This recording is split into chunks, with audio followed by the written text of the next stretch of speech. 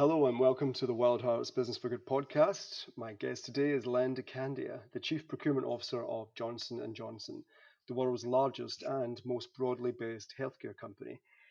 Len, thank you so much for joining us from New Jersey today. I always like to start by giving our listeners a chance to get to know you better. Can you tell us a bit about yourself? What path did you take to get where you are today? Well, thanks, Mick. Really an honor and a pleasure to be joining you today. Was looking forward to our conversation.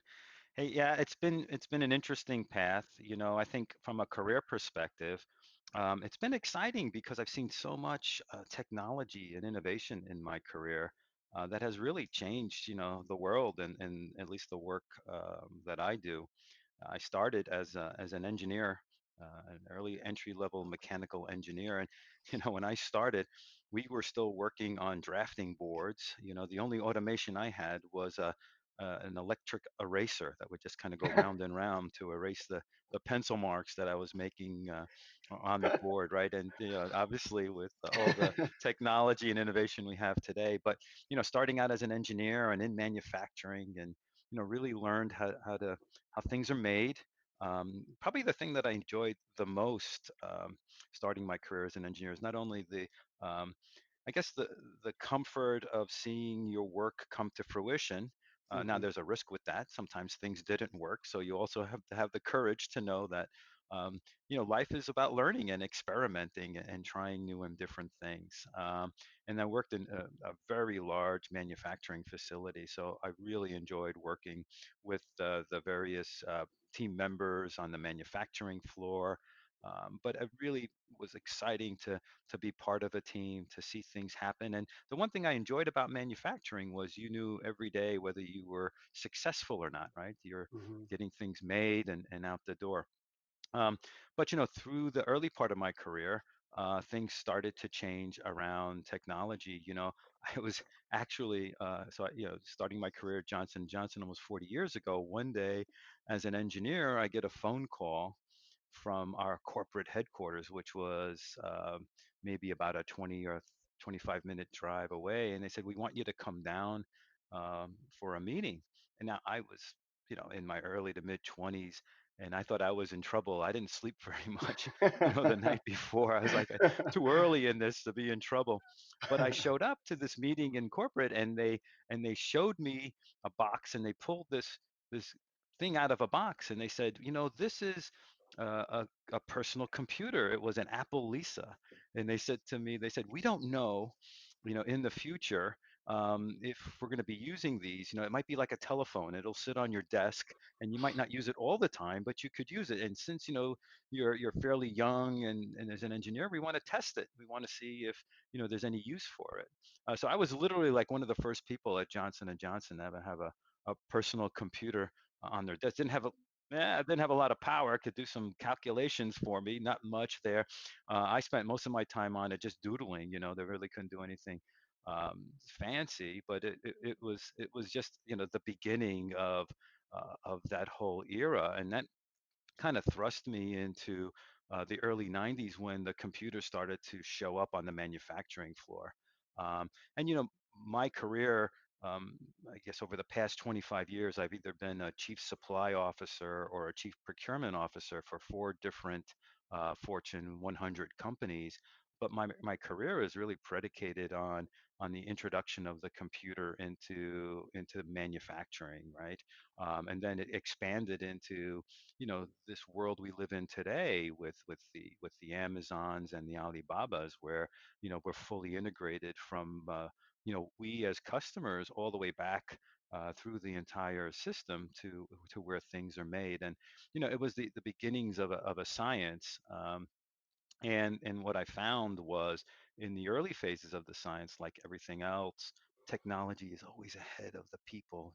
mhm, How, we really didn't know how to collaborate.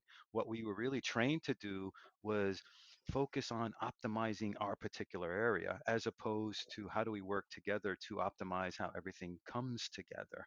mhm, And so, learning how to collaborate and then building the various processes that support being able to collaborate so that you can find common goals and work together, customer, provider, supplier, through all of that. And, over the past 25 years that I've been involved in it, it's really become my craft.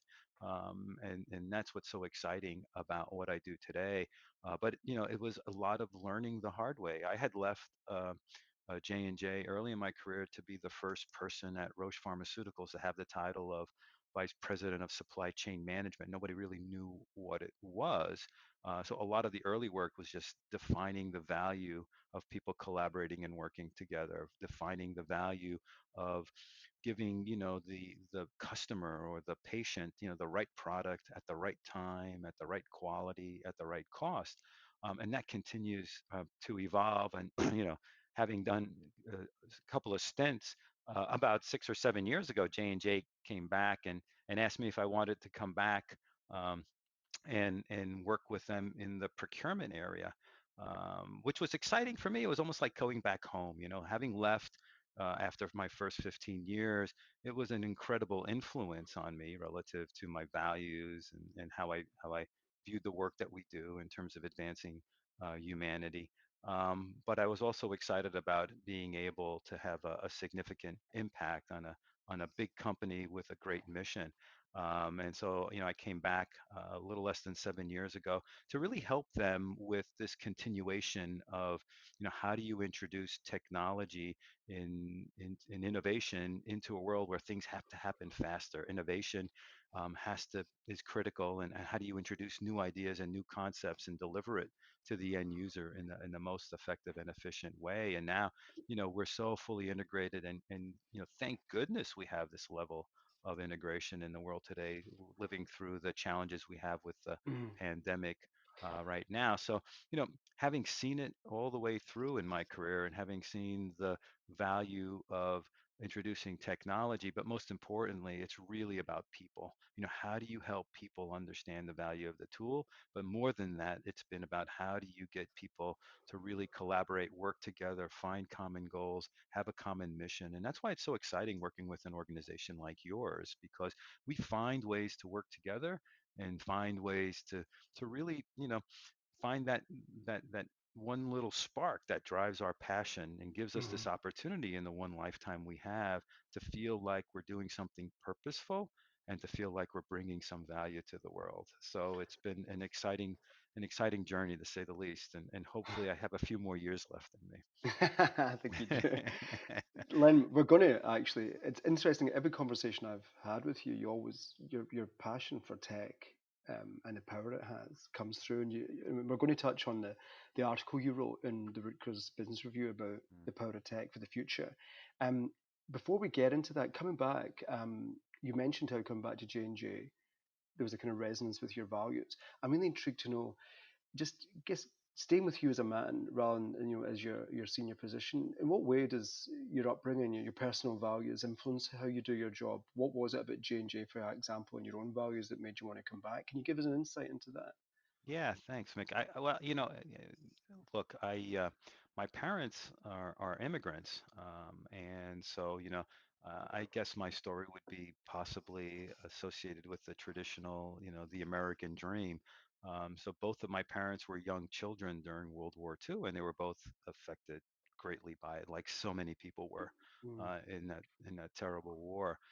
So my mom, her village was overrun, and she and her sisters and her mother became refugees, and so she lived as a refugee throughout the war and even post the war. And unfortunately, for my father, my grandfather had gone to war and had taken ill, and died soon after coming home from war. So my father, who was the oldest in his family of four, had to take the traditional role of making money for his family. So he had to quit school, like in the fifth grade. So both of them had very very difficult upbringings. My mom ended up being able to come to the United States fairly young, right out of the refugee camp. And my father came to the United States as a young man with $3 in his pocket and hoping to make a life for himself. and so they met here in the States as young people, and I grew up in a really diverse kind of traditional town. It's a small city directly across from Manhattan, here in New Jersey, called Hoboken. Mhm. Very famous for the town that Frank Sinatra was from. So he was a great role model for the Italian American or Italian immigrant. And My cousin's dad was Italian immigrant, and they're from Hoboken as well. I think we all ended up Yeah, there. we Like, Italians I went to don't know, Hoboken. I think that's probably a second Italy, But I grew up speaking immigrant Italian, before I could even speak English. Yeah.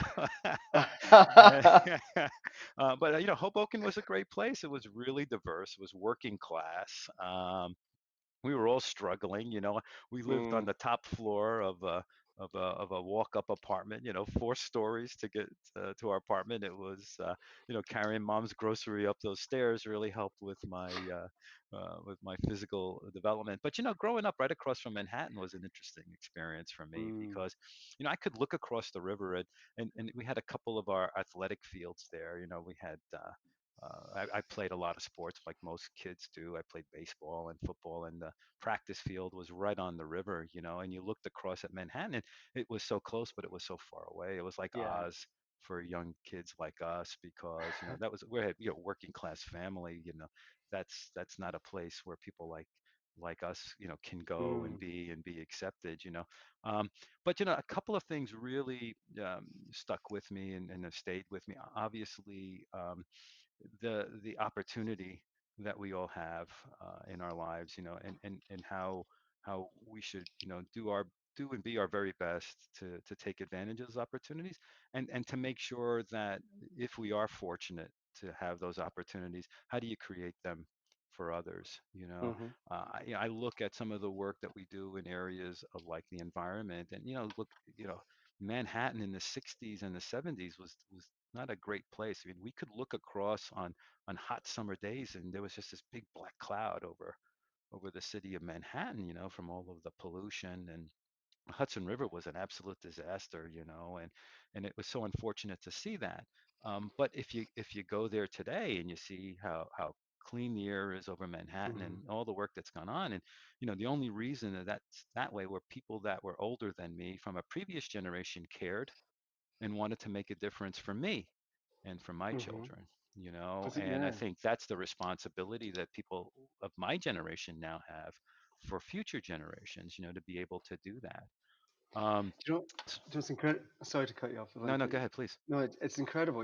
The reason I love these podcasts is you get to see the person in the background behind the senior business title, right? So, my parents were brought up during the war. They were the kids of immigrants. Both of them dropped out of school. Hmm. Because and to your point, my dad said that in Glasgow, because of the coal fires, the smoke would come down, and he called it smog, and you could barely breathe. And yet, as Mm-hmm. you point, somebody said, like, we can't have future generations, never mind the present generation, living like that.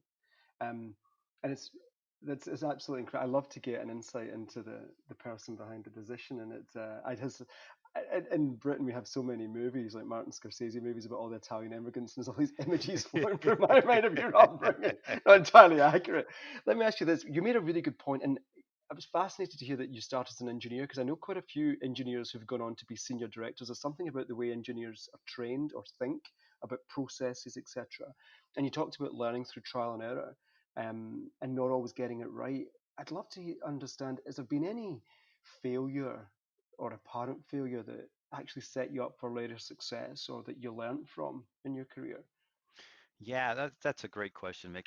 Most definitely. So probably, it was interesting as well.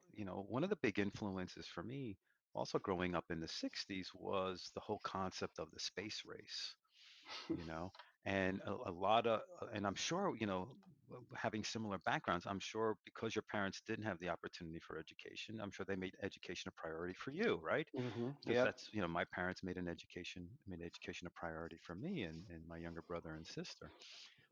So growing up during that era, there was an incredible push around the sciences, and for some strange reason, I had just a special knack with math, and in those days, when they noticed you were a student who had some of these special skills, they would accelerate your education. So, I went home for holiday break, for Christmas holiday break in the third grade. And when I came back, they put me in the fourth grade. And, I went home and told my mother, I was like, I went back to school and they put me in a different class. And then I went home for summer break in the fourth grade. And then I came back and they put me in the sixth grade. So they were kind of taking some of the younger kids who had an affinity for science, and they pushed us through the system. So I ended Wow. up, graduating from high school here in the States. I couldn't even drive to my own prom. I was, but the downside of that was, um, finally having the opportunity to kind of work my way through university. I went to university as probably a little too immature Mm, and a little too young. So my hmm. freshman year, with a very heavy engineering curriculum, wasn't as easy as my first 12 years of education were. And I did miserable. I did miserably. It was terrible. I ended Mm, up having to to leave for a semester and work my way back in the university by taking courses elsewhere. And it was the end of my dream. I wanted to be an engineer. So um, it was probably the first and probably one of the most difficult experiences of my life. But um, what I learned from it was that I needed to really understand myself. I really needed hmm. to understand how I learned and how I needed to manage my time and what made me happy. And that experience was probably the most important aspect of uh, uh, two things: learning about myself and then understanding, you know, the possibilities and just what it meant to be and do your best and what hard work was all about. And literally, I came back and graduated with honors and never looked back when it came from an educational standpoint. But that early failure made me comfortable with failing, made me comfortable with understanding that you have more to learn through failure than you do through success. Hmm. And in engineering, there's no place to hide when you're designing something or building something, whether you're doing software or whether you're doing something physical or something.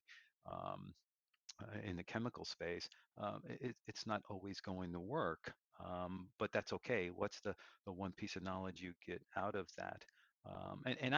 Sometimes I feel I'm concerned with some of that in today's world because Hmm. information is so transparent and so available that I wonder if it gives people the courage and the confidence to not be afraid to experiment and try and do new Hmm. things only because the community that's aware of it is probably greater today than it was in my world. But experimental learning is so important, and I think it helps not only whatever you're trying to accomplish, but it really helps you better understand yourself. Isn't that fascinating, the insights you give us into the post-war consensus and how, my background, any kid, any working class kid, if they wanted to work hard and were bright, Mm, would be pushed forward. And as I think you've touched on it before, maybe that's not as prevalent as it once was. And in America now, there's so many corporate leaders who came from very humble backgrounds because the chances they were given. mm, Um, it's yeah, and also the whole concept of failure. Like, yeah, you most certainly do learn more from failure. yeah. It certainly hurts more. And then, but every single leader we've spoke to has had an experience which was a significant setback. They look back on and they're grateful they went through it. On that theme, what and I know for I know of you, there's so many ways you could take this question. What decision or action are you most proud of in your career? Marrying my wife, number one. Was I meant to laugh there? I don't know if I've just. Yeah, absolutely. Yeah, I think sticking with engineering was probably because it would have been easy for me to look, to be able to afford university. Um, I had to work my way through college, and my dad was. Um, well, I guess what they call here in the States a longshoreman. He worked on the docks. Very similar to a lot of those Martin Scorsese movies, right? Here we go again. Here goes the Yeah. Italian American working on the docks, right, on the waterfront all over again. And that's how I worked my way through college. I worked as a longshoreman in Wow. the summers, and And so for me, it would have been easy for me to kind of get a comfortable job there, and give up on that dream. But being able to be persistent and stick with that was probably one of the most important decisions that I made. Because it's just been, to your point earlier, it's just the way you think and the way you see the world, and you equate that to how our world is evolving and how technology is such an important part of what we do. That was, other than marrying my wife, I think sticking with my engineering degree, and seeing that through was something that I feel was such an important decision around who I am and what's helped shape my life and my experiences. It also brings teaches humility and empathy, doesn't it? Like Mm, when you know what it's like to do that kind of backbreaking work. I was chatting to the chief exec of one of the world's largest banks who spoke at one of our summits, and he opened up to me when he found out that my family had been miners and said that he'd been a miner. That's how he'd paid his way through university. He'd been a miner, and the rest of his team were all gobsmacked. He couldn't have believed it, but that he was so proud of that, and he and I were connecting over that, and yet his team had no idea. Um, let's come on to J&J then, because one thing I'm really fascinated about, Len, is the credo. When I saw some of your leaders speaking at events and they mm, would talk about the credo and how J&J were so ahead of the game in terms of responsible business, it's almost built into their DNA. mm. How does J&J's wider culture and the credo influence your procurement strategy? Obviously, we've touched on your values, but how does a company like J&J with a credo built into its culture, how does that affect procurement? Yeah, the credo is such an important part of Johnson and Johnson, just from a historical perspective. So the credo was written by Robert Wood Johnson, who was the son of one of the founders, I believe in 1943. And he wrote it the night before that the company was going public. He was really the one that expanded the company. And I think, the purpose of the credo was a fear on his part of ensuring that the values that the strong values system that he brought or his family brought to owning the business would stay with the business even Hmm. under you know being public and having a different leadership structure associated with it. And so it's fairly straightforward in that it kind of lays out, four dimensions around the mission of the organization, right? A dimension around understanding that what we do or what the company does is for the benefit of the customer, the patients, the mothers, the fathers, the doctors, all those who need for a company like Johnson and Johnson, to make a difference and to help humanity. But also in that statement, it talks about the suppliers and the importance of our business partners and being able to deliver value. Later in the document, they talk to, the most important asset that any company has, the employee, and treating the employee with fairness and with respect and with opportunity. Um, it also talks to communities. We all recognize that these customers, these patients, mothers, fathers, employees, they're all part of communities. Hmm. We do business in over 60 countries around the world, and they're all and we're all connected through those communities, and we should be a reflection of who our customers and our patients are. And then lastly, it's the shareholder, because the only way we can continue to bring that value is if we continue to innovate, and bring value to the shareholder to reinvest in next generation innovations, to make a difference. So, because it's part of that whole value system, it becomes a north star for an organization like Johnson and Johnson, and it becomes a common vocabulary and a common perspective. When I started with Johnson and Johnson, like I said, almost 40 years ago, 1982, early 1982, we were probably, oh my goodness, probably a $5 billion revenue company. Now we're over $80 billion in revenue, and close to 140,000 employees. So, it becomes an anchor, a North Star, a common vocabulary. And when you have tough decisions, it is absolutely a dimension of the dialogue and the decision making at the highest levels of the organization. And we hold ourselves accountable to it. We have regular confidential surveys that we do every year around, are we living to the principles of that. And so all of us are accountable not only to the credo values, but as leaders to the Hmm. people that we serve. with that. So, what it helps with suppliers are two things. I think it gives us a common platform in terms of how we collaborate and how we want to treat each other with respect. We even call out the fact that we want our suppliers to be profitable and to be healthy, right? Because they're a Hmm. critical part of what we deliver. But I think it also gives us an opportunity to influence. And I think one of the greatest tools for us in our supplier relationships is to share our values and to share the insights of those values and to share some of those practices. And many of our suppliers who are strategically aligned with us in those principles really embrace those concepts. And it makes a difference when we talk about how it's become so important for organizations in today's world to start to think of their responsibilities in a broader way, to start to Hmm. think about how they can use their assets and how they can use their purchasing power to start to drive positive outcomes as it relates to social and economic and environmental impact.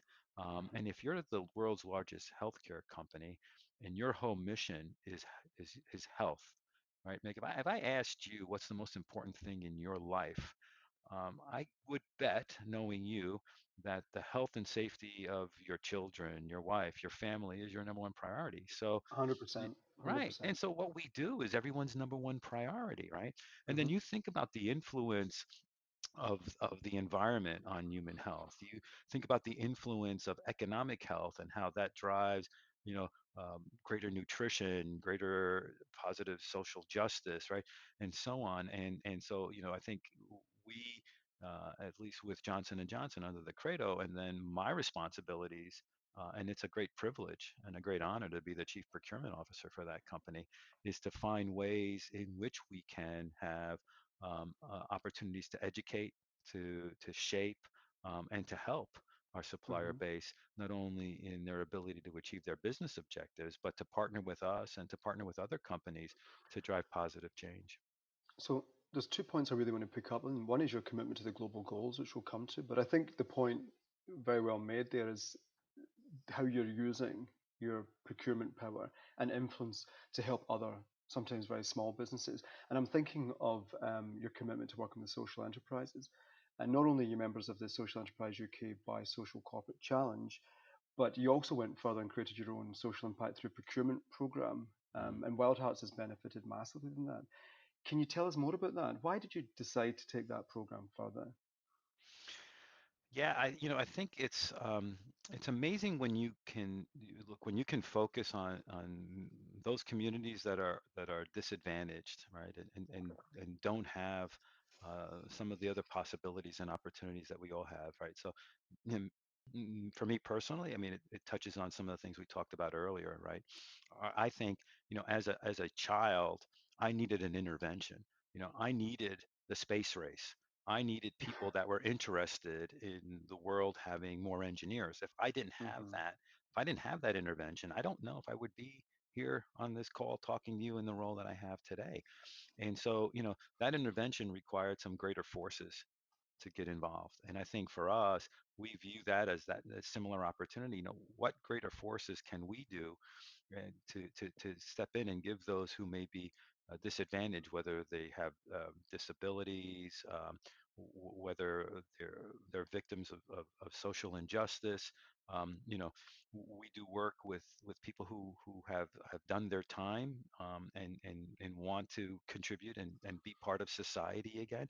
How do Hmm. we create these interventions? How do we create these opportunities to allow them to live to their best lives and to live lives to the fullest? And I think when you're in a position where you can be a catalyst in galvanizing partners or even mobilizing your own employees. We have a tremendous amount of volunteerism that happens in our procurement organization around the world called Procurement Cares, where our employees really want to be part of it and can contribute. And you can engage communities. I think you can have a profound impact, and you can change lives, and you can change environments. You can change communities that shape and drive human health. And so sometimes I feel we don't do enough. Um, but being able to have that type of measurable difference is so important. A couple of years ago, I was in London, and had an opportunity to spend some time with the previous mayor and some of the people on the team, and they were talking about some of the communities in London, some of the immigrant communities in London, where the children just don't have opportunity to have access to nutrition, and they developing a program where literally nutrition is through the school system, through the social network that's been put in place there, and actually having to not only educate the children but educate the parents. So what they would do Hmm. is they would give children plates that had kind of the different portions of vegetables and Yeah, I've proteins seen that that. people should, Yeah. yeah, and you take it home. So how could we in what we do help to contribute to that? And then if you think about their parents, and if we're out there helping to create opportunities for them to have some more economic stability, it allows them to provide a safe home for their children. It allows them to provide nutrition to their children. It creates greater access to health, Hmm. for their children. And, you're touching generations when you're doing that type of work. Um, and so we've seen such a positive impact by doing this work, and in working with organizations like yours. The storytelling is so important, and getting that message out around how by changing one or two lives you're changing generations, and you're making that positive difference. To that point, Wild Hearts in South Africa is now the biggest producer and distributor of reusable sanitary pads. And I, I never tire of telling people that the whole inspiration for the advice for us to do that and the seed funding to launch that program all came from Johnson Johnson. Mm, And they just did it because the leaders knew it was the right thing to do. And the implications of keeping girls in school mm, is utterly remarkable. But that mm, simple intervention, one of our reusable sanitary pads costs the price of a cup of coffee, keeps a mhm, girl in school for a year. So I've experienced firsthand the kind of interventions, often unsung, that your team do because it's the right, most strategic, effectively thing to do to impact people's lives. On that, thinking on the impact on a global scale, the global goals were launched in UN's global goals were launched in 2015. Yet, less than a year later, you were one of the first global companies to make a commitment mm. to incorporate them into your business. What drove that decision, and what outcomes have you seen as a result of it? I know you've touched on it, but why were you so ahead of the game again to embrace and promote the global goals? Yeah, well, it's a look. If you look at the Johnson and Johnson mission around changing the trajectory of health, and then you connect that to improving the course of human health, and you look at uh, we were just talking about environmental health, right? Um, and we were just talking about with your example, children's health, right? And so you tie all that together, in the influence of environmental health, nutrition, on disease and disease states, right? If our goal is a world without disease, um, and these are inputs that help to improve the world and drive a world with health without disease. It's a natural fit, right? And it's also Hmm. a challenge for us to be leaders in this space, to be able to galvanize others to do the same. So I think it really tied to the overall mission. And let's face it, I think an organization like Johnson and Johnson, over 130 years ago, started out as a products company, but we're more than a products company in today's world, right? We provide education, we provide influence, we provide services, um, to help shape and drive change. And I think, those goals are goals that organizations like ours should step up, take on the challenge, and prove to others that they're attainable. Hmm. And in a world like that, those are goals where there exists no competitors, right? You're sharing your best practices, you're Hmm. finding ways to help each other. The level of collaboration that's happening in industry today, obviously with the pandemic, is beyond anything that I've seen in my almost 40 years in industry. Hmm. And now I'm starting to see companies collaborate on material sciences for environmentally safe packaging, right?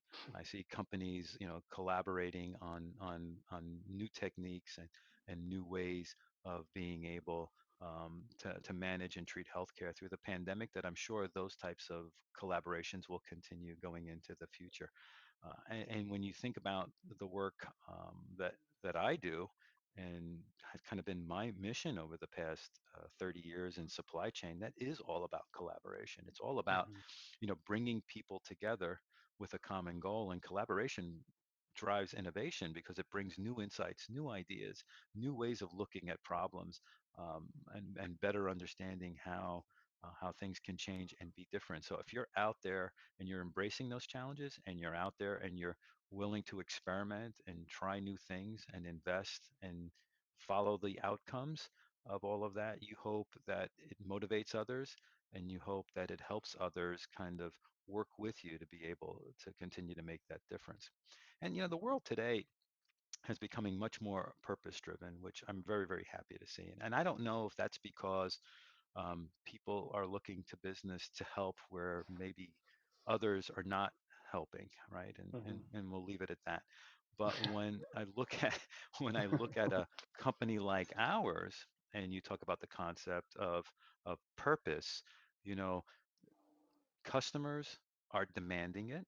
They're That's right. absolutely expecting, if they're going to do business with you and work with you in the world where there's full transparency and a full understanding of who you are and what you do and what you're all about, I think your employees absolutely expect it. And many employees will only go to those organizations that have a purposeful mindset. So if we're constantly in the war for talent, looking for the best people, you want your best talent to be inspired, um, and most importantly, communities need it. Hmm. Communities need these levels of intervention, and they need industry to be more accountable for how we use our resources, more accountable for how we treat our employees, and more accountable in how we influence and drive positive change in the communities. And if you're doing all of that, and if you do it right, and you do it with the right perspective, you're going to do it in a way that's going to allow you to continue to exist and continue to make a difference. And so, even those large shareholder communities now are talking about investing more in organizations that have purpose, because guess what, Mick? It's good business, right? If your customers are demanding it and you're not Totally. doing it, you're not going to have many customers. You're not going to be around very long. Exactly. So, I mean, even that the famous letter from Larry Fink at BlackRock saying that Mhm. companies are going to have to step up and do more, and I think that was a real sea change in terms of com- sectors of societies, corporate leaders and large Yeah. corporates beginning to talk in this language of intervention and positive impact. And we're only hearing more and more of that now. I find it interesting you used the phrase intervention there, Len. You said about, communities need these interventions. And I'm really fascinated about how you are a living and breathing example of a little kid who Mm, benefited from a significant intervention. And so, you get it at a deeply personal level. In terms of your own personal commitment, then, you also chair J&J's resource group for people with diverse abilities. mm. Now, of course, that group fulfills a crucial function in its own right, but I'm interested in, of all the areas that you could personally decide to chair a group, why did you decide to chair that group in particular? Yeah, I think when it comes to that, it's personal, Mick. I mean, so when my first son was born, we knew there was something wrong with him, and we just maybe kind of associated it with a difficult birth, and we just knew that we are going to have some challenges, and Mm, we're going to kind of find our way. And then probably, maybe when he was around 8 or 9, my wife became seriously ill, just out of nowhere. And what we found out was that my wife was a carrier of a genetic form of muscular dystrophy called myotonic dystrophy, which is a progressive neurological disease. And what was wrong with my son was that actually he had inherited it, and he had inherited it um, at a much more advanced stage. So literally, like many of us, whether uh, you're either at birth or sometime in your life, being challenged by some form of disability um, can be very, very difficult, especially in the work environment. And ultimately, what mm, happened with my wife was that her employer wasn't as accommodating as we needed them to be, to give her the support system, and she had to retire at a much younger age. And my son is has done well. He went to university. He even has a master's degree, but people with diverse abilities don't get hired, and the unemployment rate, at least here in the states, is over 70%. So I saw firsthand what was happening in my life. And look, a company like Johnson and Johnson with a credo, I think we could be and do better in that space. And so I was fortunate enough to kind of be able to become the chair of that employee resource group about 4 or 5 years ago. And what we found was, you know, I think we usually associate the disability or diverse ability from the visible, but the hidden disabilities are tremendous. Mhm. And so Mhm. our group consists of not only the what we would maybe call disabilities, the visible disabilities, but we have a big group in terms of our mental health group. And if you Mhm. follow some of the statistics, whether it's chronic or temporary, 20% of the population is usually dealing with some type of a mental health issue. It could be Mhm. depression, it could be anxiety, or whatever else. And then a third group, which is an incredible growing group, is the autism group, right? And that's a kind of a recent awareness of all of that. But many of our employees are parents of children with autism, and Mhm.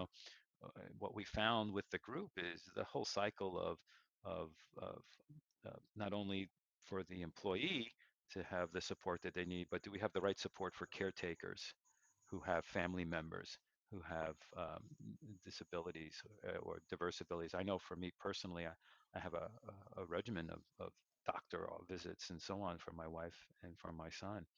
Um, and so we became probably the fastest growing employee resource group at Johnson and Johnson. We have chapters all over the world, and what we're trying to do is help to change the environment at Johnson and Johnson. Everything from the recruitment of people with diverse abilities to the onboarding process, but probably the most important aspect of it is education and training.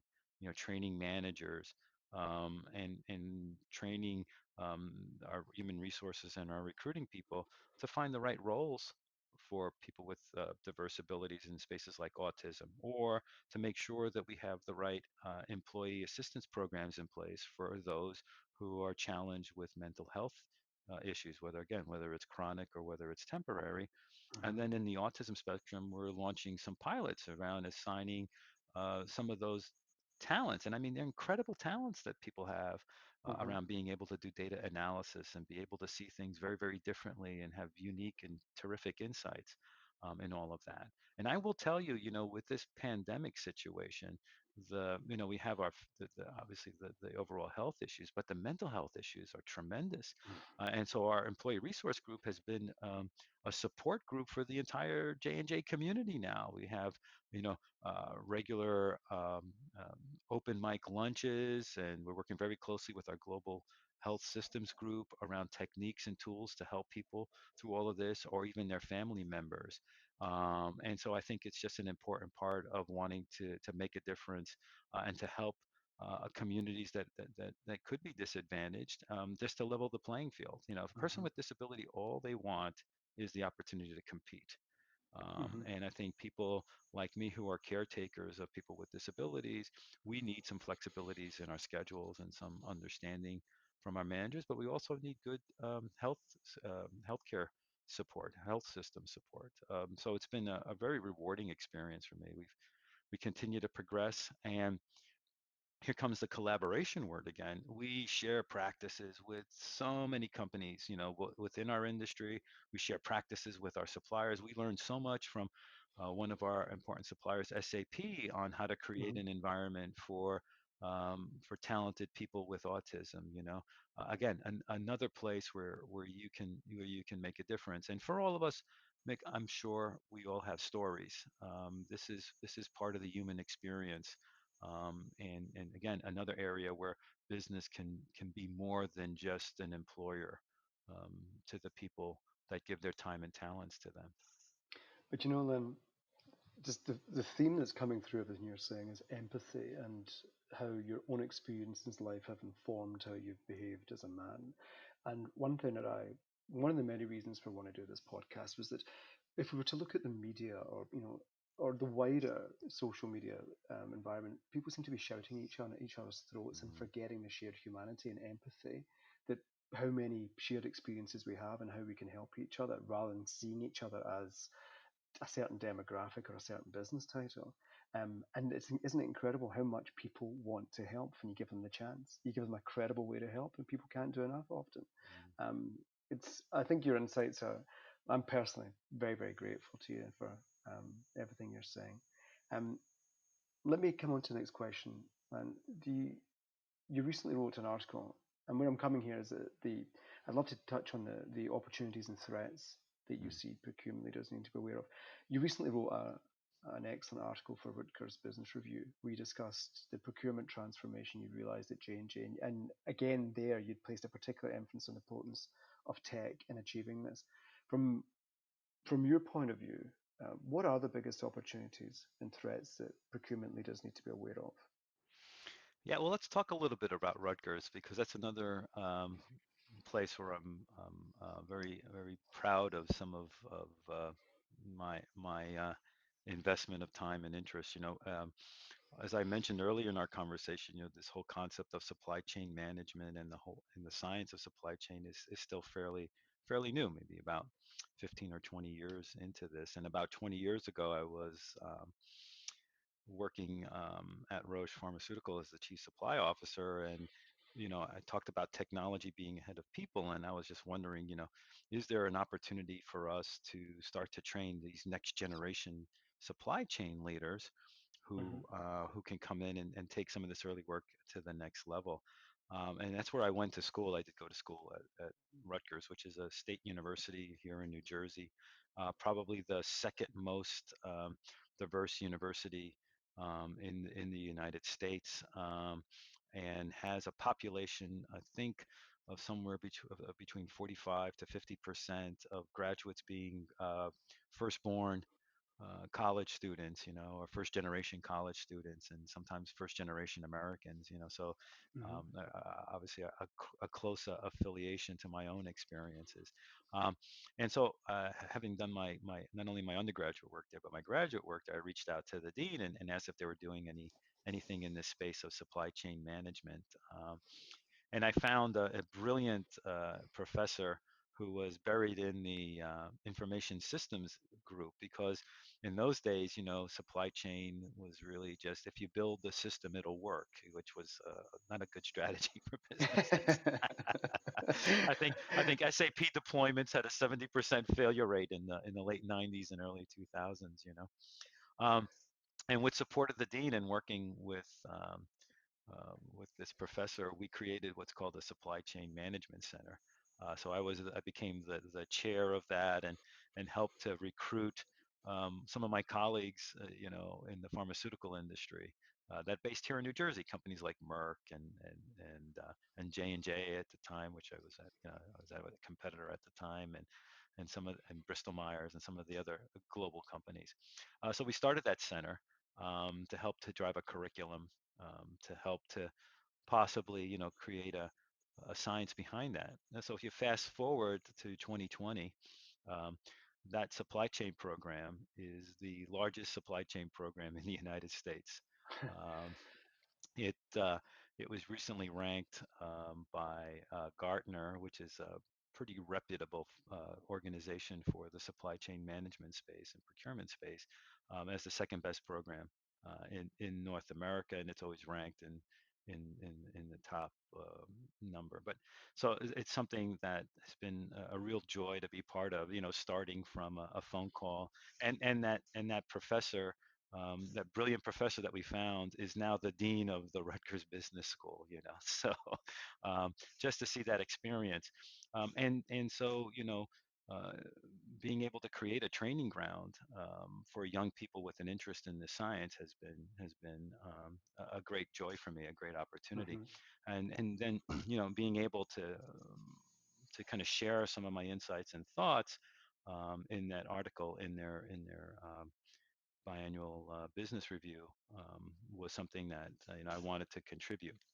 But if you look at um, what some of the challenges are, I think we're moving into a space where, from a procurement standpoint, being a very good business person, being an incredible collaborator, being able to connect the dots between the capabilities that your own internal organization have and what capabilities you need to um, get from others through your business relationships in order to achieve your business objectives or to be able to drive next generation unmet needs are critically important because a lot Hmm. of that traditional tactical work has really become incredibly automated. Obviously for many procurement organizations trying to duplicate what our at-home experience that we have with the Amazons and the Alibabas is a difficult challenge because of all of the important regulatory requirements that are associated with buying through a company, but we're getting there. And using artificial intelligence to be able to automate and create more self-service opportunities for your community is really where the future is going, right? Digitalizing the function. What it then does is it really requires chief procurement officers like myself and people in the procurement space to be very good or exceptional business people with strong procurement skills. So really understanding the business needs at your customer patient level and then being able to translate those business needs not only through your organization or your team, but where you can complement and supplement your team. So Hmm. strong business skills, strong collaboration skills, the inability to understand where processes are adding value and where they're creating many, many roadblocks that are keeping innovation from being accelerated and driving through the organization. So how do you use the network of your company's internal capabilities with helping build the external network is such a critical skill. And then using technology and data on a more real-time basis to be able to shape and drive that. And one of the things that I talk about in that article that I have a great passion for is I'd love to rename my title from Chief Procurement Officer to Chief Purpose Officer. How are you using your company's assets and your company's purchasing power to drive greater purpose? And to share um, share your values, share your insights, share your mission with your supplier base, so that they can have a positive impact on the communities that they work in. We do a lot of work with diverse and small suppliers. Obviously, you mentioned earlier our social impact programs, and we're using technology as an enabler as well. We have a Hmm. pilot that we co-innovated with SAP, which is called Buy Diverse, because in Hmm. reality, when you're in a function like ours, you really don't own the budget. Your business partners own the budget. And Buy Diverse is actually a marketplace for our diverse suppliers. So if you work at Johnson and Johnson and you want to buy something and you go online, um, you can go into Buy Diverse, and in Buy Diverse, you can buy from a diverse supplier, make a difference, and we put the Hmm. backstory of who the supplier is and how they're are going to benefit from what you're doing. Because I think the biggest impact we can have is with some of these diverse and small suppliers because they're closest to the communities that they're part of. They create the jobs in those communities, they Hmm. invest in those communities, and they make the difference. And what we found with some of the pilots that we've rolled out is incredible uptake. Our volume with those diverse suppliers has gone up 20 to 30%, and the number of people who want to buy on the system has gone up almost 50%. So people want to participate, they want to make a Hmm. difference. And so we piloted in the States and in Australia with the Aboriginal community, which was disadvantaged in Australia, and we saw some incredible uptake there. And we just launched in the UK and in South Africa. So, technology as an incredible enabler to allow you to make a difference, I think is so important for next generation procurement leaders and procurement professionals. Thinking back to some little kid playing baseball overlooking Manhattan, or somebody starting in a procurement career in a large company, what advice would you give someone to listen to you today with ambitions to build a successful career in procurement? Yeah, I think, one thing that's very, very important is being extremely technology savvy, right? Know and understand what the possibilities are. And the cloud environment has created an incredible number of possibilities for this profession um, because it gives you an opportunity to deploy technology very quickly and you can use a best of breed approach like we do to be able to find the best tools that are available out there to be able to put the right enabling infrastructure in place for the communities that you serve and enable. I think the second piece is really about be a very transparent, authentic collaborator and leader. Be yourself. Hmm. Um, but understand that the only way things work is by working together with others and finding that common mission and finding that passion, that spark that allows people to be and do their best. Look, we're in the middle of an incredible event right now for humanity and trying to develop a vaccine that usually takes 7 years and 7 months, right? Johnson and Johnson is not necessarily a vaccine company, so a lot of our ability to be able to manufacture and deliver that vaccine is coming through incredible collaborations that we're having with many people around the world and being able to do that. And an incredible amount of trust associated with it when you think about the fact that some of these manufacturing relationships are new to us. And it's very, very difficult when you're trying to qualify and validate virtually, but we're finding new ways and new tools to be able to do that. So, the ability to find that common ground, the ability to find where people bring their best, whether it's an organization or a team, and connect those dots, and then having the persistence to drive it through. And there's a tremendous amount of leadership that is now becoming part of being able to do this. Probably for me, my greatest challenge is internal as opposed to external. Still, there are still traditional views of procurement people as just the hard negotiators, the Hmm. Martin Scorsese, I'll twist your arm to get a better price, as Yeah. opposed to it's a function of enablers. It's a function where you can go to get problems solved or to help you find new and different ways um, with using an incredible community, a world community of innovators and idea generators, and they don't necessarily have to be suppliers you work with today. They don't have to necessarily be the largest suppliers. But how do you find and curate innovation? I think is an incredible tool for future leaders in this space. I am so grateful how much you opened up to us and advice you've given us today. So thank you so much, and I look forward to seeing you in the States soon. Well, thanks, Mick.